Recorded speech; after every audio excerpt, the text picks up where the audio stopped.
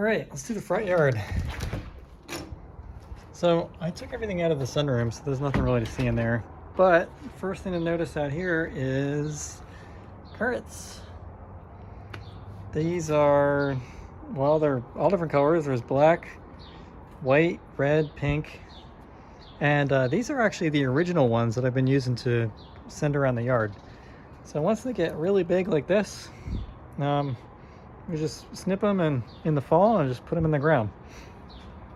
Look how prolific they are. Tons and tons and tons of them. Now the only problem I have with these is that they get current worms, but we found out if you run the currents through a like a food mill, it gets rid of almost everything. So that's great. And this is where all the plants were that were in the sunroom have come outside. We've got my cactus pads that I'm working on. This is desert green. This is desert apple. They look like they're getting going. This looks like it hasn't done much in a while, and that one looks pretty good. I don't know. They're doing their thing. And then the one I had a lot of success with last year, Saphir Select. This one's still kind of like not sure what it's doing. I think it put out a root and I buried it. And the pad kind of like puffed up, so that's good. So I don't think it's dead, but it's also not growing. So I'm just leaving it there for now. These are the fig cuttings that I'm selling. And then these are figs from a couple years ago. Malta Black, LSU Purple back there. This is a giant rhubarb plant. This is a banana, but it's like a Viente Cojo, I think. It's one of the shorter ones. And then over here we've got all the citrus. This is a blood orange. Oh, they're flowering now. Oh man, they smell so nice. They were just getting going the other day. They've really popped up. And this is a seedling Satsuma that I started from a fruit that we got in the store. And I believe this is a yuzu seedling. So this is probably yuzu. This is well, I don't know. This is a palm tree, but it's kind of like not doing all that great. I hope it lives. I don't know. It doesn't look good. I might have to try again. Kumquats are pretty much ripe. They're getting really close. They're looking good. And then what do we got over here? Oh, here we go. These are the black Texas persimmons, Diosporus texana. So this was all hard to see in the tent, but now that they're out, it's pretty easy. They look really good. I didn't even harden them off. I just put them outside because they had ants in the pot. So I repotted them and they seem totally fine.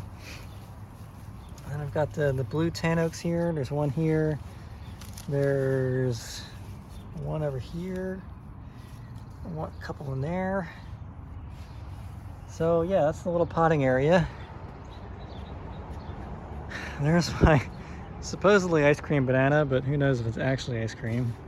I heard that places were selling Namwa as ice cream, so it might not be the real thing. These are other figs that I'm kind of like trialing. I believe this is Alma, and then this is Cadota. Yeah, actually, the one year we had a really late fall heat. This one was really good. So looking forward to that one. Hey! Now we've got our Thundercloud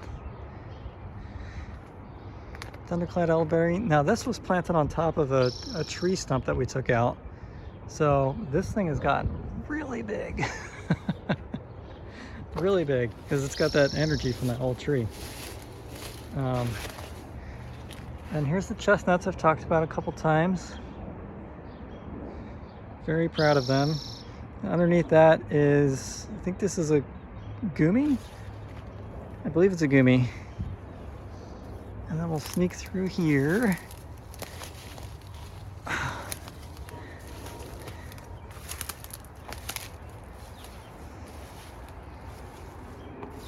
And this is a JH Adriatic fig. I'm still trialing this one. It's just getting going. I don't know why I put it in this giant pot, but what the heck. It's one that I heard would be kind of variable here, and I think it probably has a Brebo on there. Maybe that might be one. I thought I saw another one, but now I can't find it. Maybe it fell off. I don't know. We've been having cold mornings, so who knows. And then this is the grafts. There's the quince over here. So I think this one's gonna take. It looks pretty good. This one's looking pretty good. This one looking like a maybe. And then this one, I don't know. Looks like it's just kind of thinking about it. And then this one I'm thinking is probably gonna not work. I don't know though. I'm holding out hope. And then like the apples are way better. Like this one looks good, that one looks good, that one looks good. This one's leafing out, this one's leafing out. So yeah, it's like apples are, they say apples are easier. It's kind of evident.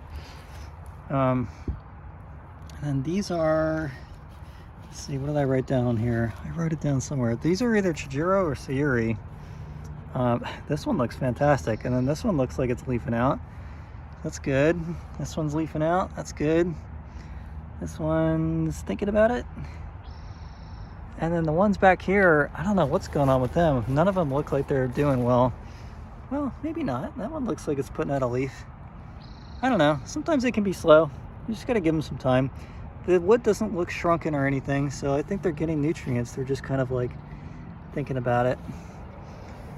So what else do we have here? We got another Gumi. We like our nitrogen fixers. And let's see if I can get, I don't think these don't have any, yeah, I don't think they have any flowers on them yet. It's too early. They flower when it's pretty, actually, you know what, maybe. Well, I don't know. It'll be easier to tell later. Whoops. More currants. These are all black currants. Currants are just prolific. They really do well. And then we've got another Gumi here. This is one of the smaller varieties. It's like Red Gem or something. It's okay. This is the silver leaf. This is the silverleaf chestnut. They're getting big now, so like they're starting to look like they're a proper overstory. Got a weed in there. I'm seeing that I need to take out. It's like a food foresty, a little mini forest in the front. All right, and then along the roadway here, we've got a flowering quince. Check it out. This is Arabinaya. The leaves are nice and fuzzy too. It's a great variety. I really like this variety. I'm thinking of actually taking this maple tree and asking an arborist to kind of like cut it back a little bit, because that would give this more sunlight. And oh wow, this is actually the first time I've seen little blisters on the leaves. This thing seems pretty tough as far as leaf diseases go. It's not had any kind of problems. More Gumis, and this is the Tillamook again. So this is a good one. Makes the really large variety. And if you can see right here, we got asparagus coming up. They're getting big. And then what is this? This is a little fig. This is Ronde de Bordeaux. We got a bunch of these last year. They were really good. And this is a common variety, so it fruits on this year's wood. And I think it also makes some on last year's wood, because it looks like there's buds under there. Yeah, like see all these? Right there, right there, right there, right there. So those could be figs as well. This one's tasty. And then underneath of it, which has kind of had mixed success, is we've put down carpet raspberries. See them right there? Now, the reason I say mixed success is because the grass has kind of like really gotten crazy, and it tends to overgrow it, and then the raspberries kind of like spread out like they're doing here to kind of like run away. I don't know. I was kind of hoping that they would make this really thick carpet, because they're called Formosian carpet raspberries. I thought they would, like, you know, produce a carpet. But maybe that's not the case. And then I see something interesting here. Oh, I think that's Sweet Cicely.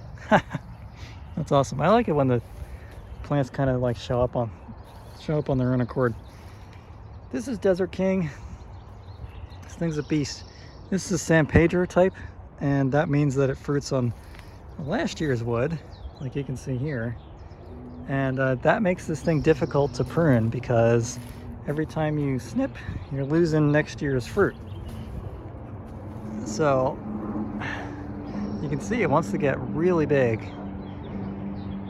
And I keep taking out like big sections of it. You can see there. I mean, pruning this thing has been challenging. This is Latarula.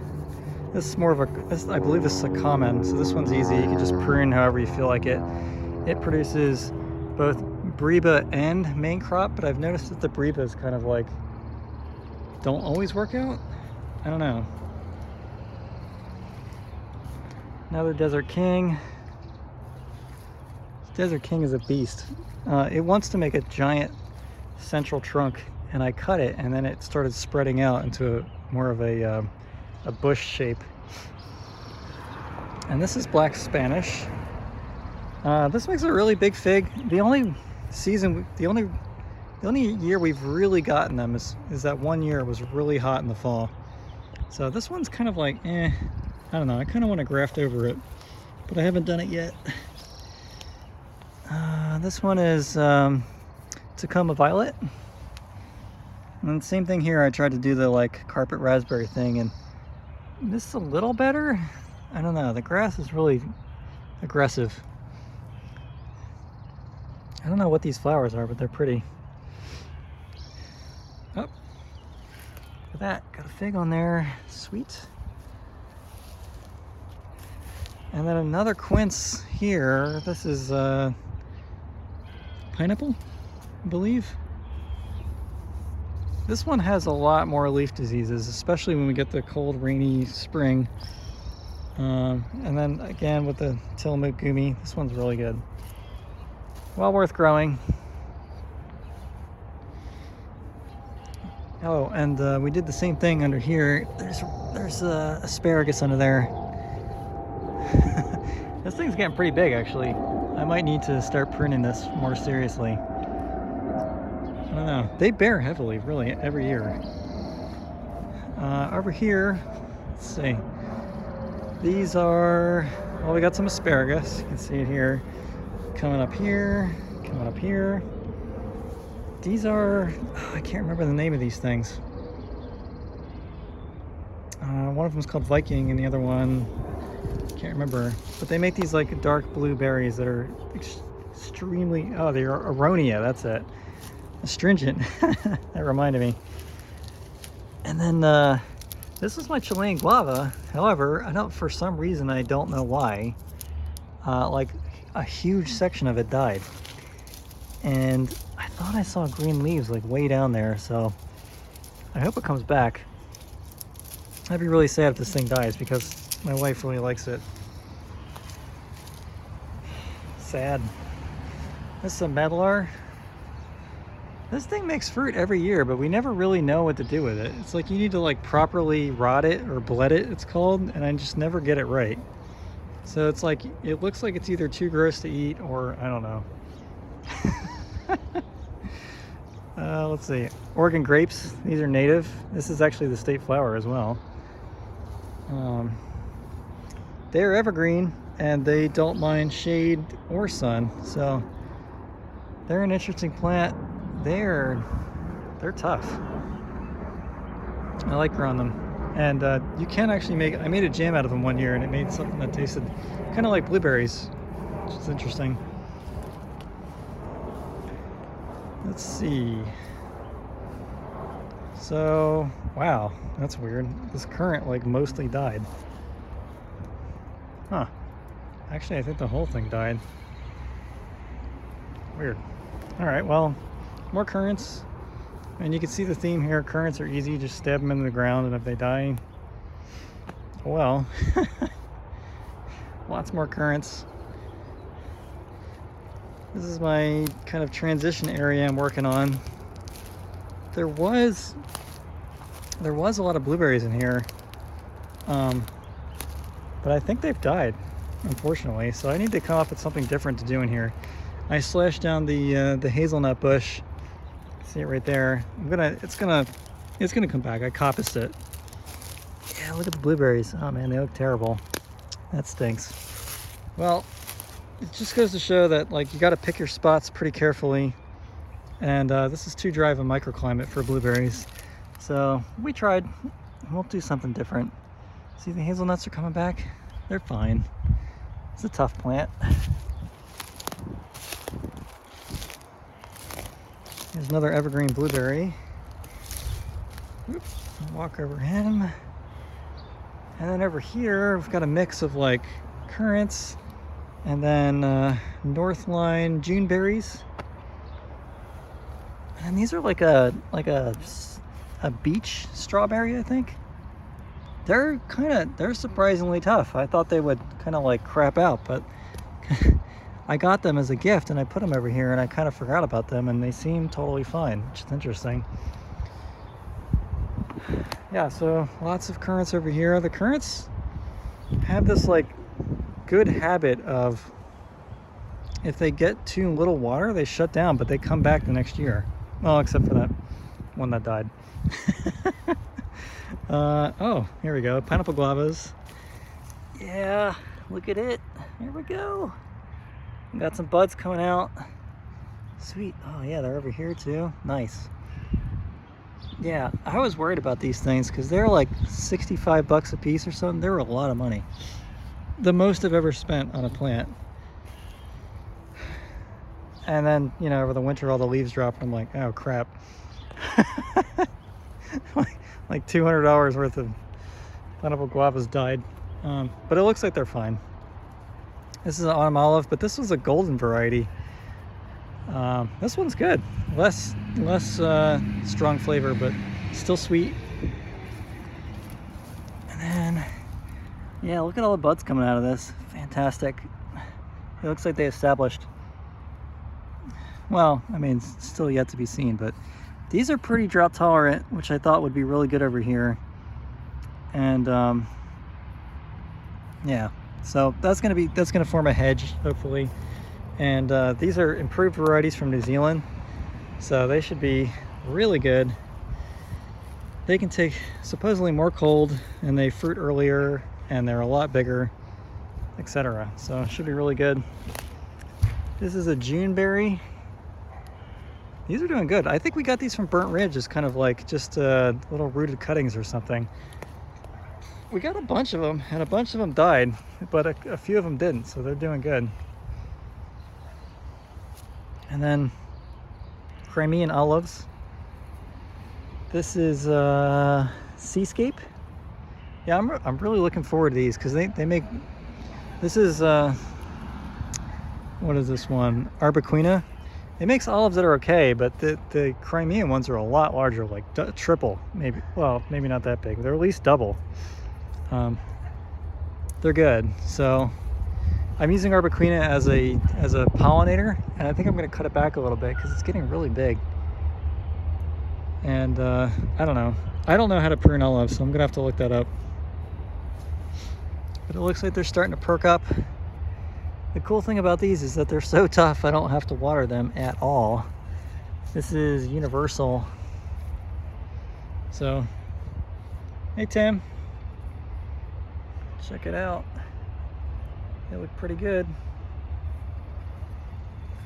And then over here we've got another pineapple guava. This one's probably the furthest behind, although this one looks like it might have a bud right there. Yep. There we go. All right, so these are kind of like, I think these are kind of like the pomegranates, where they look like they've got that shriveled wood, but they're not actually dead. So I think they're fine. I put a currant next to it just for fun. Here's another autumn olive. And I think since the pineapple guavas need a lot of sun, this autumn olive is going to have to be cut back pretty hard. But they don't, I don't think they mind. They're a nitrogen fixer. They're used to that kind of like abuse. Another pineapple guava. Yeah, there's a little bud right there. A little bud right there. Fantastic. Yeah, that's awesome. If they work out, I'm gonna start some from, and I get fruit off them, I'm gonna start some from seed, because I heard that they come almost true to seed, so that could be really useful to have, like, extend the hedge forward a little bit. I mean, we were gonna put cactus here, which didn't work out. Maybe we'll try again. And we were gonna put a palm tree, but now the palm tree looks terrible, so I don't know. If the pineapple guavas work and they're drought tolerant, that would be the thing to do. And this is Violet de Bordeaux. This is a really good variety. It's common, it's easy to prune. It's a common type, and it makes a lot of figs. 2, 3, 4, 5, 6, 7, 8, 9, 10, 11, 12, 13. Maybe there's 14 or 15 on this. That's a lot for a fig with just 2 little, well, 3 branches. And then we've snuck some like rosemary in here. It's like a ground cover rosemary. It's hanging in there. We got a fennel that showed up just on its own. Another ground cover raspberry. This is where that hedge used to be. If you look back at the old videos, this is like all arborvitae hedge. Chopped all that down and then wood chipped it, and now we're kind of transitioning it to other things like pomegranates. Looks like we got a little bit of dieback up here, but down here looks good. Yeah, so the idea was kind of like to turn this into the kind of like hot, dry, kind of like a xeriscape type thing, but edible. So I was thinking palm tree, prickly pear cactus that's low on thorns, pineapple guavas, figs, you know, all the things over here that don't require lots of water, because this is the corner of my property and I don't think about watering this all that much. What else? We put some hazelnuts over here. This is Tonda di Giovanni. These are supposed to be really good varieties. And then I forget what this one is. This is Doris.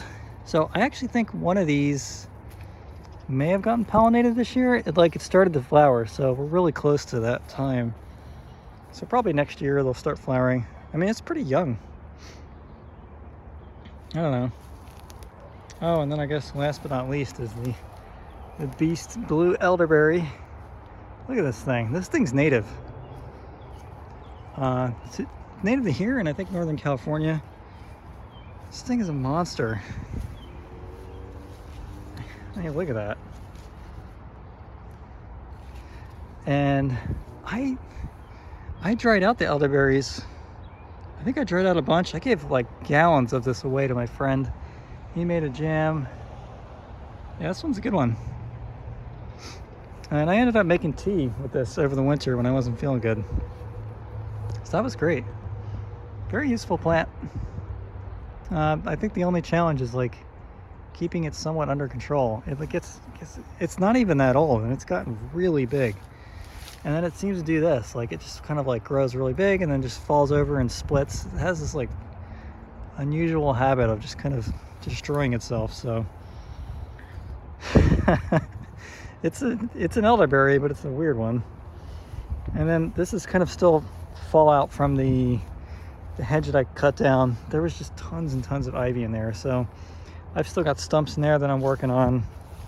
I'm still kind of like trying to mow over the ivy and kind of get it under control. So yeah, this is a beast of a job, but I'm getting there. And that's pretty much it. Thanks for hanging out with me. Hope you enjoyed. And hope you got a good look at some plants that do well here in the Northwest. Again, we're zone 8B, right outside of Portland. So yeah, let me know what you think and I'll see you next time.